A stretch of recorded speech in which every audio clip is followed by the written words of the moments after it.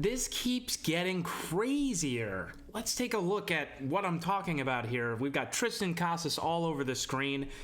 Over the past few days, we've been talking about on Red Sox Digest these possible trades that could be happening.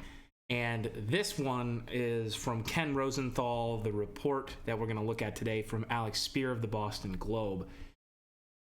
And frankly, I was looking through news yesterday, late at night, and this was the first thing that was posted. It was 7 minutes ago from when I saw it. And let's just get into it right now. So the first thing we're going to look at here, the tweet, the source, take a look. Alex Spear says right now, hey, looks like we're going to have a cornerstone in Triston Casas of the Red Sox franchise. And now he's responded to a trade rumor, really just an idea brought on by Ken Rosenthal. But when we're talking about the Red Sox, all these things are really real because we didn't make the playoffs this year. I think people thought they were going to be a lot worse, but this isn't just some team that I think is horrible or really good, but it's a team that I think we've been trying the same thing for a little while. And even though we might just be a year away from, okay, now their process has finally worked, the possibility of a trade is never out of the question. And so this is the article that is on Boston.com. Boston.com and Boston Globe are like this, by the way. They are owned by the same company, run by the same people. And this is Triston Casas' response to the concept of him being traded, which usually you don't hear a player respond to something like this, especially when there aren't any sources. Like Ken Rosenthal saying the Red Sox should trade Triston Casas for George Kirby, which is the suggested trade. That's, sure, it's Ken Rosenthal. He's an insider in Major League Baseball, but it's not really like Ken has said that he's heard it from a source. So I'm just kind of surprised that Triston even responded to it. But let's take a look at his quote here. So these are his stats, and we'll get into those in a second here. We know him as a good batter and a really disciplined hitter. And this is what he said about it. And this really was surprising to me that there was even a quote. And so here it is. And basically what he's saying here, I'll let you read it on the screen, is that he wants to be here and he hopes to be part of a championship team in Boston. He thinks he should still be on the team. And he's also saying, yeah, it's a business. If they trade me, they trade me. Because he's pretty much just saying everything that's possible. Which, to be fair, I think it's a really good response from Triston Casas overall. But still, it's a little shocking to me. So now I guess we can talk about why any of this would make any sense. So let's just look at his stats here. We're going to look at the basic graphic we've got here. He's 24, going to be 25 in a couple months. Triston Casas, 6'5" lefty first baseman. Not a good defender, as we'll get into. Really disciplined hitter. And he's got some power. The thing that doesn't show up here is he played 62 games this year, which of those who watch baseball consistently, there are 162 games. So he was injured for most of the season. But when he played, I really liked what I saw. And in 2023, his last full season, he was really good. So with that being said, let's look into some of the stats we have for Triston Casas. Now, these are his 2023 stats. I'll bring them up on the big screen. We've just got Baseball Savant for him today. And anything in the red is great, anything in the blue is bad, and anything in between is in between. So those gray, that one gray number, the expected batting average, is between. but all those Reds, and these are in percentile of all of Major League Baseball, he's in the 92nd percentile for expected WOBA, and my goodness, the average exit velocity, really good. The expected slugging, really good. The expected batting average, something I care less about because his chase rate is so good and his walk rate is so good. So if your expected batting average is 253 and your walk percentage is in the 93rd percentile, that averages out. So it doesn't matter that you're not getting on by hitting the ball. It matters that you're getting on at all, and you're doing that by walking. Only 7% of the league does it better than you, which is incredible. Casas hits the ball hard. He barrels it up. The exit velocity is really good. So what that means is this guy hits home runs, extra bases. The only thing is, and we'll get to it, hopefully the stat is in the right order here. Yeah, it is. Oh, these are ones from this year. Those are those from 2023. His fielding is bad, and his running speed is bad. So even though he can hit the ball hard, he's going to have to turn those into doubles with sheer willpower. And he's been able to do that, but the fielding numbers are really concerning.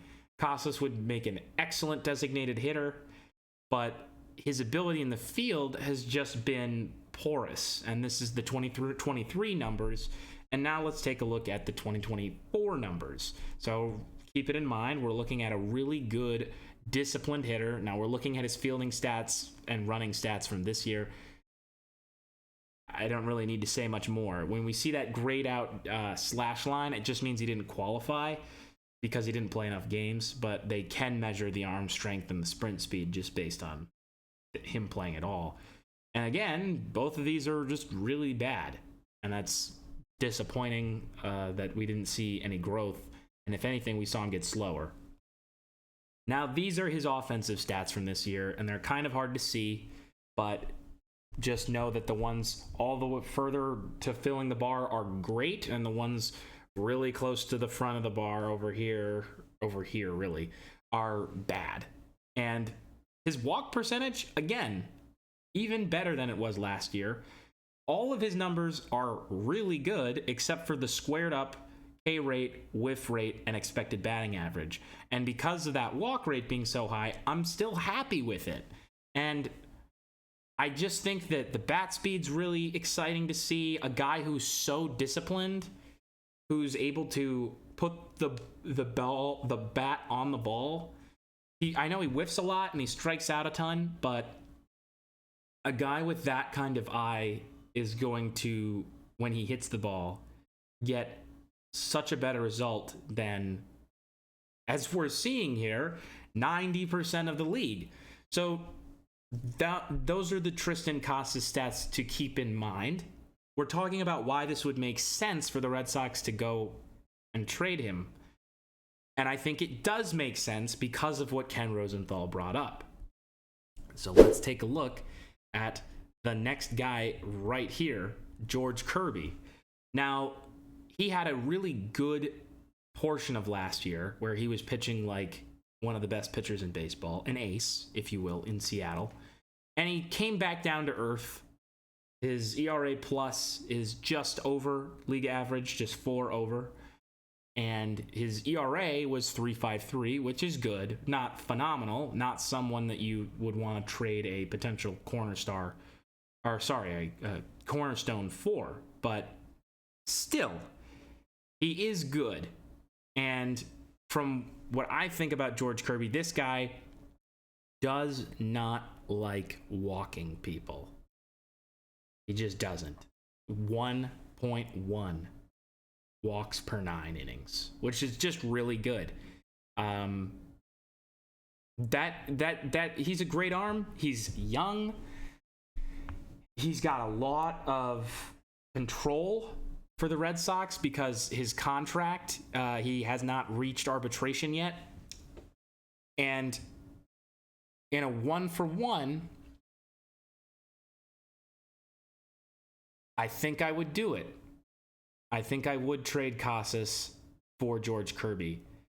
George Kirby has shown over the past few seasons that he is a really good pitcher, and Seattle's pitching staff is really strong. They could use a first baseman. Triston Casas could boost that offense. He would get on base. He would hit home runs. He would clean off the base paths. It could be a really good fit for Seattle. And George Kirby in Boston would be a fantastic fit for Boston. He develops a little bit more. You've got an ace. He's a really good pitcher. George Kirby's young. He doesn't walk guys. He strikes guys out. He got a lot of control there. It's sort of a perfect situation. And I actually think that Ken Rosenthal making that trade comment makes a lot of sense. So now we've reached to the point in the video where I'm just kind of concluding my thoughts here. And if this trade is available, I think the Red Sox should do it. Because Triston Casas is a lefty bat. He's a great lefty bat. And although you're giving up something that is very valuable to you, and newsflash, that's how trades usually work, you're getting back an ace-level pitcher for cheap, who you won't have to worry about his contract for a little while. And he's young. 26. Casas is 24 going on 25. Almost negligible there. The only thing I'd worry about is, are you trading Triston Casas before he hits 40 home runs, drives in 120, and walks 100 times?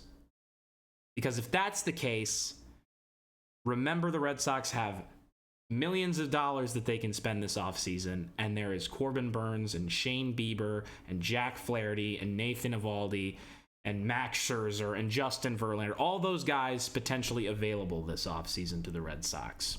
All going to be free agents. So with that being said, those are my thoughts today on Triston Casas' possible trade. And let's see what happens. We're right around the corner from the offseason. Major League Baseball playoffs are in full swing. And at the time of this recording, the Dodgers just advanced past the Padres. Should be an exciting finish to the season. But with that being said, make sure you're subscribed for all the latest Red Sox news here at Red Sox Digest. We're going to keep it pumping. Thank you for joining me. I'm Evan Sharrard saying so long once again.